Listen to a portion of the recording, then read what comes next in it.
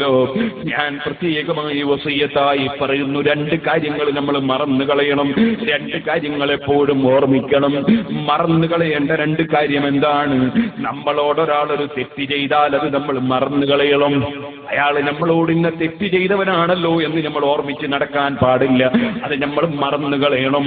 അദ്ദേഹത്തിന്റെ മനസ്സിൽ അങ്ങനെ ഒരു അബദ്ധം സംഭവിച്ചു പോയെങ്കിൽ അല്ലാഹ് അയാൾക്ക് പുറത്തു കൊടുക്കട്ടെ എന്ന് പ്രാർത്ഥിക്കുകയല്ലാതെ അതിന് പകരം ചെയ്യണമെന്ന ചിന്തയോ, അയാൾ എന്നോട് ഇന്ന ഒരു തെറ്റ് ചെയ്തവനല്ലേ എന്ന ചിന്തയോ, വ്യക്തിപരമായി നമ്മളോടൊരു തെറ്റ് ചെയ്താൽ നമ്മൾ അതിങ്ങനെ ഓർമ്മിച്ച് നടക്കാൻ പാടില്ല. അതങ്ങ് മറന്നു കളയണം. അതോടുകൂടെ തന്നെ മറ്റൊരു കാര്യം നമ്മൾ മറന്നു കളയേണ്ടത്, നമ്മൾ ആർക്കെങ്കിലും ഒരു ഉപകാരം ചെയ്തിട്ടുണ്ടെങ്കിൽ അത് നമ്മളങ്ങ് മറന്നു കളയണം. ഞാൻ ഇന്നാൾക്ക് ഇന്ന ഉപകാരം ചെയ്തു എന്ന് നമ്മൾ ഓർമ്മിച്ച് നടക്കാൻ പാടില്ല. കാരണം ഉപകാരം നമ്മളെ വകയിൽ ചെയ്തതല്ല, അല്ലാഹു നമുക്ക് തന്ന നിയമത്താണത്, അല്ലാഹു തന്ന അനുഗ്രഹമാണത്. അത് നമ്മൾ ചെലവഴിച്ചു എന്നേ ഉള്ളൂ. ഒരു കടലാസിലൂടെ ഇരിഞ്ഞു പോകുന്ന ഉറുമ്പ് മനസ്സിലാക്കുന്നത് ഈ കടലാസിൽ എഴുതുന്നത് പെന്നിന്റെ നിബ്ബാണെന്നാണ്. വാസ്തവത്തിൽ എഴുതുന്നത് നിബ്ബല്ല കേട്ടോ, എഴുതുന്നത് പേനയല്ല കേട്ടോ, എഴുതുന്നത് കയ്യല്ല കേട്ടോ, എഴുതുന്നത് ഈ മനുഷ്യന്റെ പ്രവർത്തനം മാത്രമല്ല കേട്ടോ. അതിന്റെ പിന്നിൽ അല്ലാഹു കൊടുത്ത അറിവല്ലേ, പ്രവർത്തിക്കുന്ന മറ്റൊരു മനുഷ്യനല്ലേ. ഉറുമ്പ് മനസ്സിലാക്കുന്നത് എഴുതുന്നത് നിബ്ബാണെന്നാണ്. ഇതുപോലെ എനിക്കും നിങ്ങൾക്കും തോന്നും എന്റെ പ്രവർത്തനം കൊണ്ട് ഞാനത് ചെയ്തതാണ്, എന്റെ പവർ കൊണ്ടാക്കിയതാണ്, എന്റെ പ്രസംഗം കൊണ്ട് ചെയ്തതാണ്, എന്റെ പവർ കൊണ്ട് ചെയ്തതാണ്. വിഡ്ഢിത്തമാണ് സഹോദരാ. റബ്ബ് കൊടുത്തതേ കിട്ടൂ. വൽ ഖദരി ഖൈരിഹി വശർരിഹി മിനല്ലാഹി തആല. റബ്ബിൽ നിന്നല്ലാതെ ഖൈറുമില്ല ശർറുമില്ല, എല്ലാം റബ്ബ് സൃഷ്ടിക്കുന്നതല്ലേ.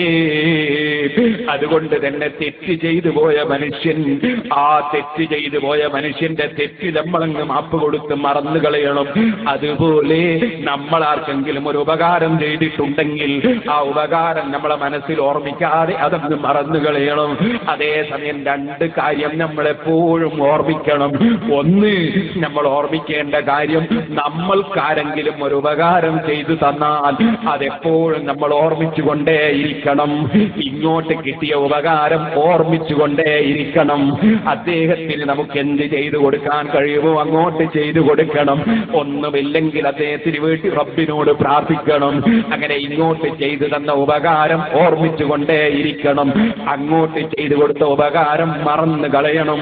നമ്മൾ രാഷ്ട്രീയക്കാരെ പോലെ നമ്മൾ ചെയ്ത ഉപകാരങ്ങൾ ഇങ്ങനെ എടുത്തു പറഞ്ഞിട്ട് അത് ഞാനാക്കി, ഇത് ഞാനാക്കി, ഇത് ഞങ്ങളാക്കി, ഇത് പറയുന്നൊരു കമ്പനിയായി നമ്മൾ അതപ്പതിച്ചു പോകാതെ നമ്മൾ ചെയ്ത ഉപകാരങ്ങൾ നമ്മൾ മറന്നു കളയണം.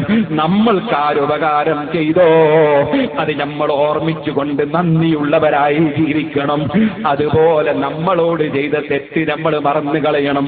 അതേ സമയത്ത് എപ്പോഴും അങ്ങോട്ട് ചെയ്തു പോയ തെറ്റ് ഓർമ്മിച്ചുകൊണ്ടേയിരിക്കണം.